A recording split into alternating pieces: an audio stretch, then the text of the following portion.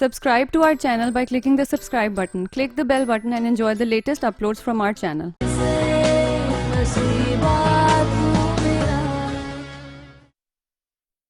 हद होती है लापरवाही की। अरे कोई 2 रुपए की चीज नहीं थी, 30-40 लाख रुपए का सेट था वो। All my mistake. Mistake is mine. तुम्हारी औकात ही नहीं थी कि तुम्हें इतना महंगा सेट दिया जाता। मैंने तुम पे ट्रस्ट किया।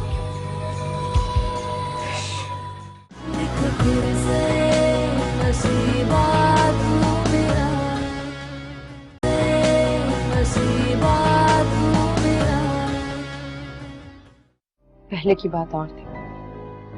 पहले उसका कोई अपना नहीं था, लेकिन इस दफा वो जितनी जलील हुई है ना, मुझे नहीं लगता कि वो उसे वापस आने देंगे। और अगर आतिर उसे खुद जाकर वापस ले आए तो? ऐसा नहीं होगा। वो आतिर के सामने गिड़गिड़ा रही थी, आतिर से बात करना चाह रही थी, लेकिन आतिर उससे इतना बदजन है उसके उस कजन फैसल की वजह से, आतिर ने उसकी तरफ मुड़कर भी नहीं देखा। कह तो आप बिल्कुल ठीक रही हैं। इसका मतलब है कि आतिर अब सिर्फ मेरे होंगे। इंशाल्लाह ऐसा ही होगा।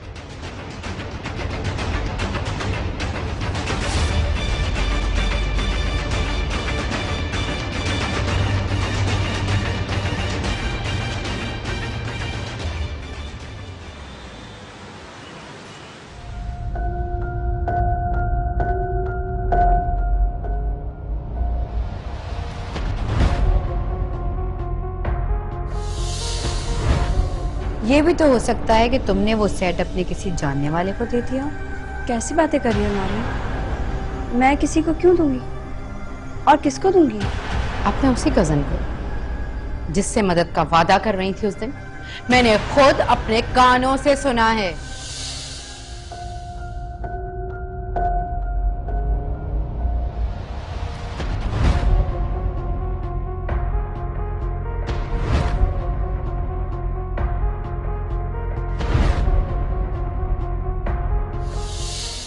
हाँ, फैसल को जरूरत थी पैसों की, और तन्नू ने उसकी मदद के लिए ये जेवर दिया था। लेकिन ये जेवर वो जेवर था जो मैंने इसको शादी पर दिया था।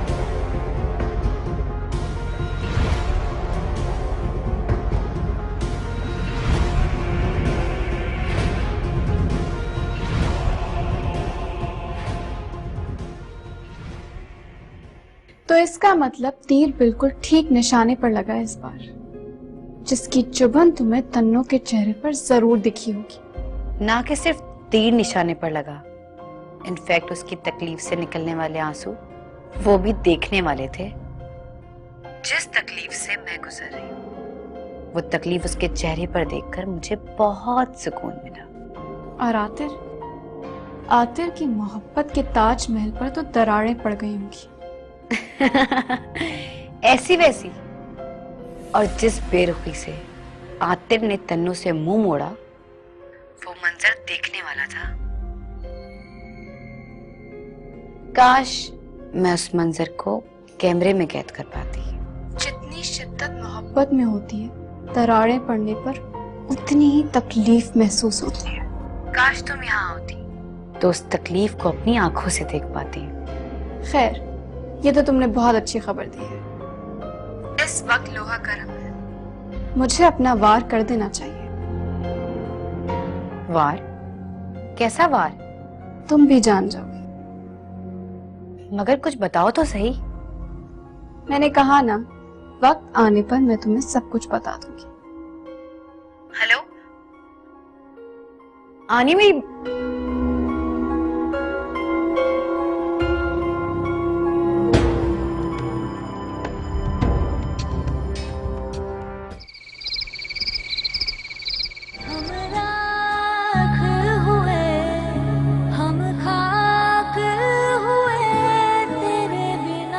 बस कर दो तंजीला, बस कर दो। इसकी इतनी जुर्रत आज इसीलिए है क्योंकि तुमने इसे ढील दी, नहीं तो सबके सामने मुझसे ऐसे बात करने की ये हिम्मत ना करता। आप तो ऐसे ना थे आते, आपने तो हर कदम पर मेरे साथ खड़े रहने का वादा किया था। सारी जिंदगी कदम से कदम मिलाकर साथ चलने की कस्में खाई थी। फिर आपने अपनी तंजीला से मुंह क्यों फेर लिया? आप तो इतने कमजोर कभी ना थे। फिर क्या हुआ?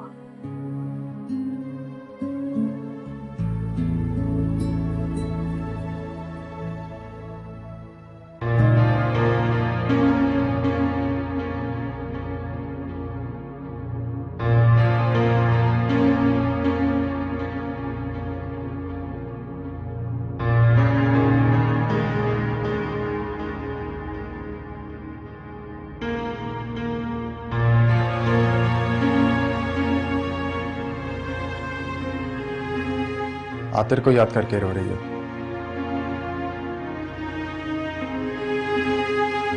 नहीं, तुम जानती हो तुम झूठ नहीं बोल सकती, इसीलिए ये कोशिश बेकार है। और मैं अच्छी तरह जानता हूं कि ये आंसू आतिर के लिए बहाए जा रहे हैं। आंसू पे किसी का अख्तियार नहीं होता वैसे, ये ना चाहते हुए भी छलक ही जाते हैं। फिर तो ये मायूसी के आंसू हैं जो कल रात तुम्हें आतिर से हुई है। सच पूछो तो मुझे आतिर का रवैया बिल्कुल अच्छा नहीं लगा, बल्कि उसे देखकर मुझे खुद पर अफसोस हो रहा था। काश मैंने अब्बा से उस वक्त तुमसे शादी के लिए इनकार ना किया होता।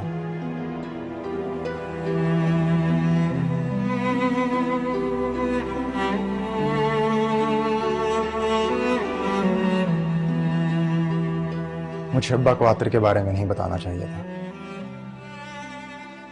ना मैं उन्हें बताता, ना ये सब। कैसी बातें कर रहे हो वैसे? कल जो कुछ भी हुआ, आतिर ने जो कुछ भी कहा, ये मेरा और आतिर का जाती मामला है। तुम्हें इस बारे में इतना परेशान होने की जरूरत नहीं। मियां बीवी में छोटे मोटे झगड़े होते रहते हैं, इसका ये मतलब तो नहीं कि वो एक दूसरे से बात करना छोड़ दें, एक दूसरे को याद करना छोड़ दें। छोटे मोटे झगड़े तुम इसे मामूली सी बात समझती हो? उन्होंने तुम पर चोरी का इल्जाम लगाया है, तुम्हारी किरदार कशी की है, तुम्हारे और मेरे रिश्ते को पामाल करने की कोशिश की है, और तुम्हारे लिए मामूली सी बात है। हाँ, क्योंकि इल्जाम आंटी ने लगाया है, आतिर ने नहीं। अच्छा, तो फिर उसने उस वक्त तुमसे मुंह क्यों फेर लिया? क्यों स्टैंड नहीं लिया तुम्हारे लिए? और जब तुम्हें उसकी जरूरत थी वो तुम्हारे साथ नहीं था तंजीला, और तुम अभी उसकी तरफदारी कर रही हो। हाँ, कर रही हूं। ये मेरा और आतिर का मामला है, खुदा के लिए तुम बीच में मत आओ।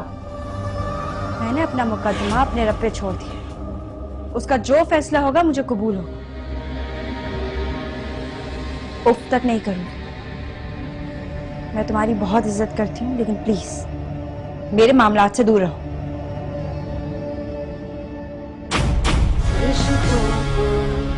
बचाने की खातिर हमने तो निभाई सब। एक बार जो गलती की है वो दोबारा नहीं करूंगा तंजीला।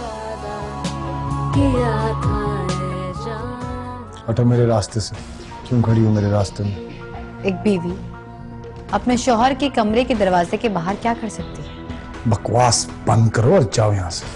क्यों? क्या मैं आपकी बीवी नहीं? आपने मुझसे शादी नहीं की? तो फिर मेरे साथ ये सुलूक क्यों? क्यों आतिर? जवाब दे मुझे। नौरीन, मैं तुमसे कितनी बार ये बात कर चुका हूँ, कितनी बार मैं तुम्हें समझा चुका हूँ कि तुम्हारा और मेरा रिश्ता मेरे लिए सिर्फ और सिर्फ एक कागजी रिश्ता है, इससे बढ़कर कुछ भी नहीं। तंग आ गई हूं मैं सुन सुनकर। कागजी रिश्ता, कागजी रिश्ता। मत भूले आतिर, उस कागज पर आपने ही दस्तखत किए थे, और वो भी सबके सामने, इस तन्नों की तरह सबसे छुपकर नहीं। वो मेरी मजबूरी थी। कैसी मजबूरी? और जब निभा नहीं सकते थे तो क्यों शादी की मुझसे? क्यों मेरी जिंदगी बर्बाद की? इनकार कर देते। सारी जिंदगी के कर्ब से अच्छा था कि मैं 4 दिन का दर्द सह लेती। बहुत हो गया आतिर, अब मैं और बर्दाश्त नहीं करूंगी। औरत हूं मैं, बीवी हूं आपकी। ठीक कहा तुमने, मुझे तुमसे किसी भी मजबूरी की वजह से शादी नहीं करनी चाहिए थी। मामा की बात मानकर मैंने बहुत बड़ी गलती कर दी, जिसके लिए मैं हूं तुम्हारा कसूरवार। लेकिन उससे बढ़कर अपने किए की तुम खुद जिम्मेदार हो, और अब ये दर्द और ये कर्ब तुम्हें सारी जिंदगी बर्दाश्त करनी पड़ेगी। नौरीन, अगर तुम चाहो तो मैं तुम्हें इस रिश्ते से आजाद कर सकता हूं।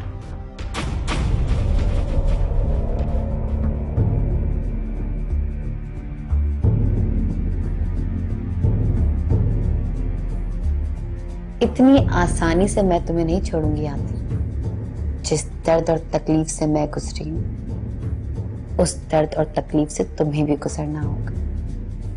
जहन्नुम से बदतर बना दूंगी तुम्हारी जिंदगी। तुमने नौरीन की मोहब्बत देखी, अब उसकी नफरत देखना। नफरत भी ऐसी जो कभी ना देखी होगी तुमने।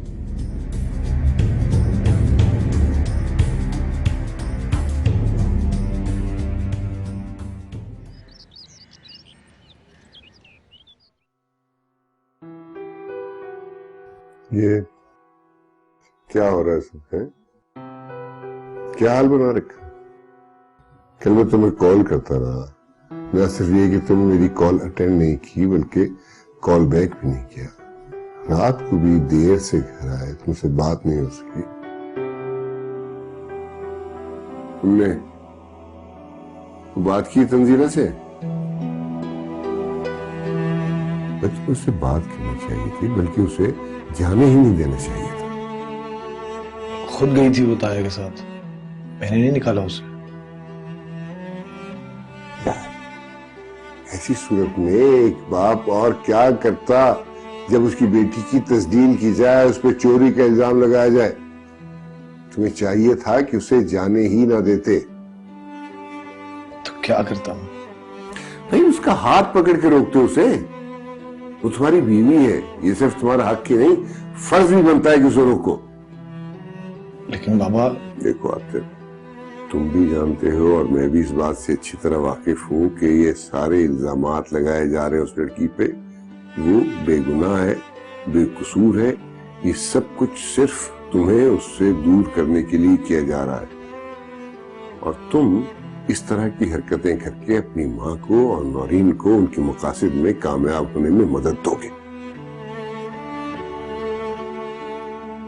खैर कोई बात नहीं, मैंने उस लड़की को बुलाया है, उससे सारी बात मालूम करूंगा, और हकीकत जानने के बाद तुम्हारी माँ से और नौरीन से बात करूंगा। नौरीन से क्या बात करनी है आपने? ये मैं तुम्हें बाद में बताऊंगा। फिलहाल जाओ यहाँ से, जाओ जाके अपने आप को ठीक करो, अपना मूड भी ठीक करो। तंजीला को लेने भी मैं खुद ही जाऊंगा।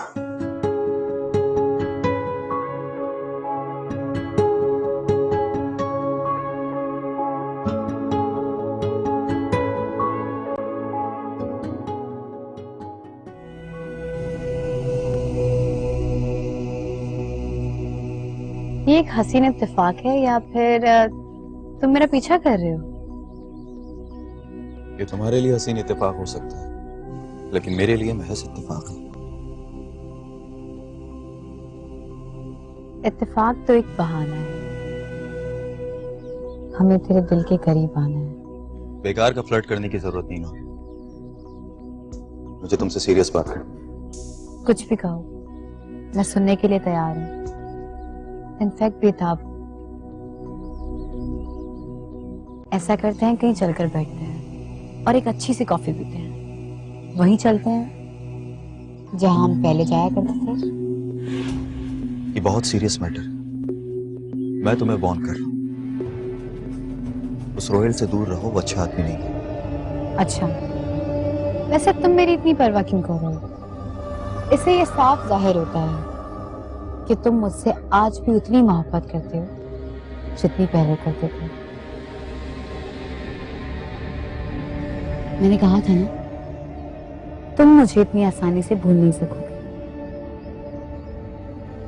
जुनेद, ये मेरी मोहब्बत ही है जिसकी जलन ने तुम्हें मेरे सामने लाकर खड़ा कर दिया। इसे तुम्हारी खुशफहमी समझो या फिर बेवकूफी। और ना तो मुझे तुमसे मोहब्बत है और ना ही कोई जलन।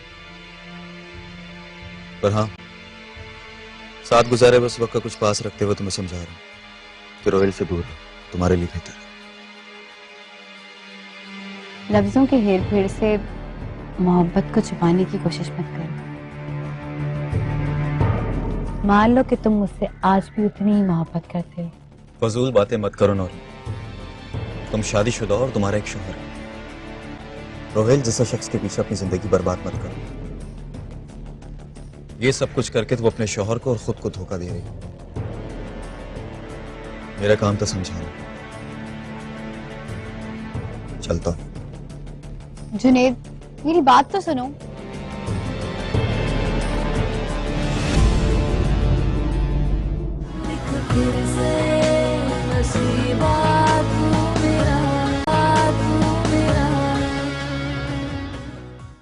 जो भी हकीकत है खुल के बता दो, इसी में तुम्हारी बचत है। और ना इस उम्र में जेल जाने के लिए तैयार हो। वो साहब जी, वो सेट मैंने बड़ी बेगम साहिबा के कहने पर चोरी किया था और उन्हीं को दे दिया।